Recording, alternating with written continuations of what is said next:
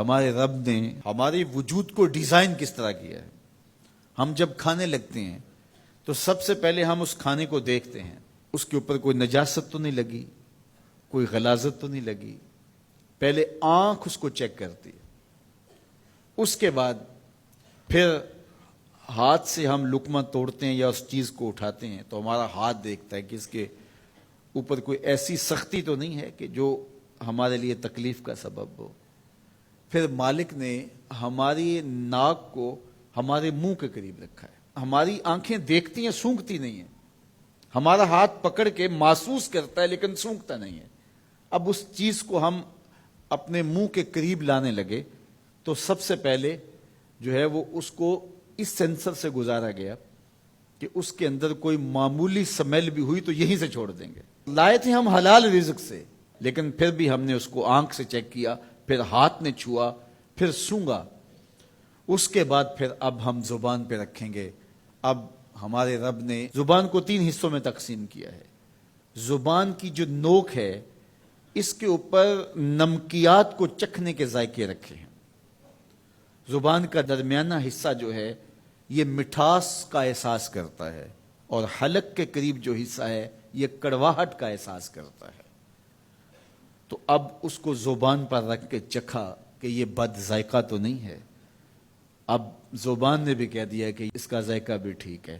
اب دانتوں کی چکی میں پیسا کہ اس کے اندر کوئی ایسی چیز تو نہیں ہے کہ جو تمہارے معدے پہ شاق ہو، پھر تمہارے حلق سے نیچے اترا۔ وہ رب نہیں چاہتا تمہارے حلق میں ایک لقمہ بھی ایسا جائے جس میں ذائقہ نہ ہو، جس کے اندر بدبو ہو، جس میں تعفن ہو، جس پر کوئی غلاظت ہو اور جو ناپسندیدہ ہو۔ تمہارا رب چاہتا ہے تم طیب لو، ستھرا لو، تاکہ تمہارا ظاہر بھی ستھرا ہے، تمہارے وجود کا حصہ بننے والی غذا جو ہے وہ بھی پاک اور ستھری ہو۔ تمہارا رب تمہیں صاف دیکھنا چاہتا ہے، صاف رکھنا چاہتا ہے۔ یہ تمہارے لیے اس رب کی تلقین ہے کہ تم صاف رہو۔ جو کھانے کا وضو ہے وہ ہاتھ دھونا ہے اور کلی کرنا ہے۔ جب تم کھانا کھانے لگو تو ہاتھ دھو لو اور اس کے بعد کلی کرو، اور اس کے بعد کھانا شروع کرو، اور کھانے کے بعد پھر دوبارہ کلی کرو۔ اور ہمیں بار بار مسواک کرنے کی تلقین کی گئی۔ مسواک منہ کو صاف کرتی ہے اور رب کو راضی رکھتی ہے۔ میں نے کہا کہ جب بچہ پیدا ہوتا ہے تو اس وقت اس کو غسل دیا جاتا ہے، اور جب جنازہ اٹھتا ہے تو اس سے قبل بھی اس کو غسل دیا جاتا ہے۔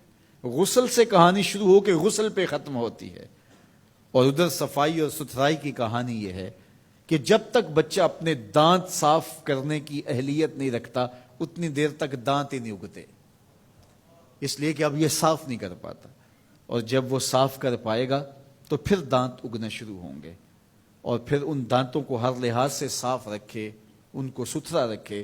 میرے اور آپ کے آقا و مولا حضور ختم المرتبت صلی اللہ علیہ وآلہ وسلم کا جب آخری وقت آیا اور حضرت اسرائیل علیہ السلام قبض روح کے لیے اجازت طلب کر رہے تھے تو حضور نے فرمایا عائشہ مسواک دو، تو حضور کو مسواک دی گئی۔ نکاحت تھی، کمزوری تھی، اور مسواک سخت تھی، تو حضور نے ارشاد فرمایا عائشہ اس کو چبا کے دو۔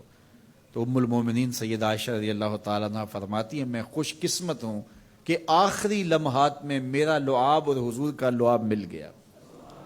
تو انہوں نے چبا کے نرم کر کے حضور کو مسواک دی، اور حضور نے اس آخری وقت میں جب انتہائی نکاحت اور کمزوری تھی مسواک کی کہ میں اپنے رب کے حضور حاضر ہو رہا ہوں۔